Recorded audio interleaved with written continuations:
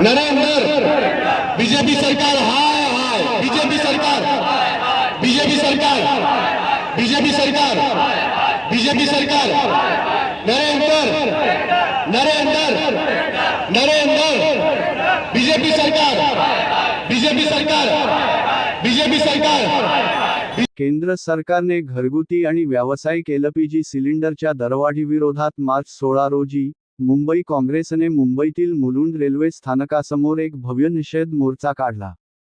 या दरवाढीमुळे देशभरातील सामान्य नागरिक आणि लहान व्यवसायांवर मोठा ताण पडला आहे। या मोर्चाला नागरिक, महिला, व्यापारी आणि पक्ष कार्यकर्त्यांचा प्रचंड आणि उत्साही पाठिंबा मिळाला।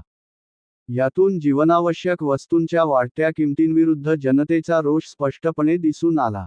महाराष्ट्र प्रदेश काँग्रेस समितीचे प्रवक्ते आणि मुंबई प्रादेशिक काँग्रेस समितीचे प्रवक्ते आणि सरचिटणीस राकेश शंकर शेट्टी यांच्या नेतृत्वाखाली हे आंदोलन करण्यात आले।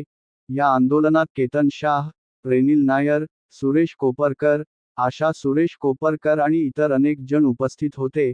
आंदोलनादरम्यान नेत्यांनी केंद्र सरकारवर जोरदार टीका केली। बीजेपी सरकार नरेंद्र मोदी बीजेपी सरकार नरेंद्र मोदी गैस की कमी करने वाली सरकार का गैस की कमी करने वाली सरकार का Congress party Congress party gas गायब नरेंद्र गायब गैस गायब नरेंद्र गायब गैस गायब नरेंद्र गायब नरेंद्र नरेंद्र। मोठ्या प्रमाणात मुंबईसह महाराष्ट्रात गॅसचा तुटवडा जो आहे तो सुरू आहे आणि त्या निषेधार्थ आज काँग्रेसने आंदोलन घेतलेलं आहे। काय तुमचं म्हणणं आहे, काय मागणी? बघा, तुम्ही बघितलं आहे की आता संपूर्ण देशात लोक जे रांगेत उभे आहे आणि माझा असं मान्य आहे की जे काय देशामध्ये युद्धाच्या जे स्थिती आहे तो इराणमध्ये 3000 किलोमीटर दूर युद्ध होत आहे। इथे काय चालू नाही झाला आणि देशाकडे 45 डेजच्या जे इंजिन असं आपले पेट्रोल असेल, डिझेल असेल त्याचा स्टॉक असतात। हे काय कमी झालं नाही, हे भ्रष्टाचार आहे आणि नरेंद्र मोदी साहेबाचे जे मित्र आहे, जे लोक पेट्रोलियम प्रोडक्टमध्ये याच्या हाताखाली केलेला भ्रष्टाचार आहे असा आरोप काँग्रेस पक्षाचे आहे।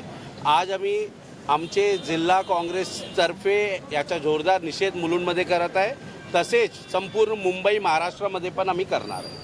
सर, आज तुम्ही नरेंद्र सरेंडर असं म्हणत या घोषवाक्याखाली हा निषेध मोर्चा काढलेला आहे। बघा, पुढे यावर काही ऍक्शन घेतली गेली नाही तर तुमच्या वतीने काय ऍक्शन घेतली जाईल? बघा, इराणमध्ये एक पोर्ट होता, त्याचं नाव आहे चब्बार पोर्ट म्हणून।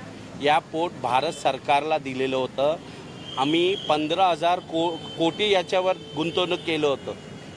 1 महिन्यापूर्वी अमेरिका आणि इस्रायलने नरेंद्र मोदी साहेबांना आदेश दिला की तो सगळं जे पोर्ट आहे बंद करून परत जा। आपली सरकारने तसाच केला, तो पोर्ट बंद केलेला आहे आणि आपण परत आले।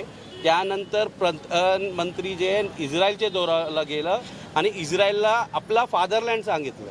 म्हणून आम्ही म्हणत आहे नरेंद्र सरेंडर हे देशाचे प्रधानमंत्री आहे। तुम्ही इस्रायलला जाऊन कसं त्याला फादरलँड म्हणू शकतात, म्हणून आम्ही सांगतात नरेंद्र सरेंडर। निषेध कसा करणार आहात? ऑफिसला जायचं। आम्ही काँग्रेसतर्फे पूर्ण देशभरात, पूर्ण राज्यात आणि मुंबई शहरामध्ये ठिकठिकाणी लोकांपर्यंत जे खरं घडतंय ती माहिती देतो। हे आंदोलन हे आम्ही अलर्ट करतो लोकांना की युद्ध सुरू होऊन 10 दिवस पण नव्हते झाले आणि ताबडतोब तुटवडा का सुरू झाला। कुठल्याही गव्हर्नमेंटकडे, कुठल्याही देशाकडे 1.5 महिन्याचा कमीत कमी साठा असायला पाहिजे। मग आपण तो साठा ठेवण्यात कमी पडलो का? तर तसं नाही आहे, साठा आहे, मग आपण का पुरवू शकत नाही आहे गॅस? तर याचं एकच कारण आहे की ह्या लोकांना काळा बाजार करायचा आहे आणि मधले जे लोक आहेत, जे व्यापारी आहेत, ते काळा बाजार करून बक्कळ पैसा काढत आहेत। डबल टिबल भाव आज व्यावसायिक सिलेंडरचे झालेले आहेत आणि त्याची झळ ही सामान्य माणसाला येते, कारण सामान्य माणूस हा जाऊन तिथे आज जेवतो आहे। जो आज गरीब माणूस आहे, याचं घर नाही आहे मुंबईमध्ये, तो जाऊन त्या हॉटेलमध्ये जेवतो आहे, अशा माणसांना याची झळ पोचते आणि त्या सामान्य माणसाची कैफियत मांडायला आज आम्ही इथे उभे आहोत। कसं आंदोलन असणार आहे पुढे आता? आम्ही ठिकठिकाणी लोकांना हेच सांगणार आहोत की हे जे गॅस तुटवडा आहे हा कृत्रिम गॅस तुटवडा झालेला आहे. कारण ह्या सरकारकडे गॅस आहे, पेट्रोल डिझेल आहे, पण पैसा काढण्यासाठी हा गॅस तुटवडा झालेला आहे.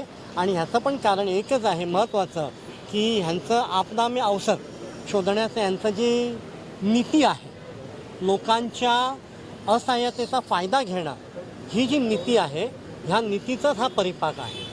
जर तुम्ही बघत असाल तर डिमॉनिटायझेशनच्या वेळेला पण ह्यांनी लोकांना उभं केलं. 150-200 लोक देशभरात मेले, सिनियर लोक होते त्याच्यात बरेचसे. आजही हे लोक लाईनीत उभं राहायला लावत आहेत आणि आत्तापर्यंत जवळजवळ 4 लोकांचा मृत्यू झालेला आहे गॅस सिलेंडरच्या लाईनीत उभं राहून. ही माहिती आहे ऑफिशियल. अनऑफिशियल किती मेले आपल्याला कल्पना नाही. त्यामुळे ह्या लोकांना सवयच झालेली आहे या सरकारला, की लोकांना, गरीब जनतेला वेठीस धरायचं, त्यांना लाईनीत उभं करायचं, त्यांचा बळी घ्यायचा, नाहक बळी घ्यायचा आणि आपण मात्र स्वतः तुपावर पोळी कशी त्याचं बघायचं आणि पोळी खात राहायचं. भारतात आता गॅसचा तुटवडा होतोय. सर्वसामान्य माणसाला, विक्रेत्यांना खूप मोठा फटका बसलेला आहे.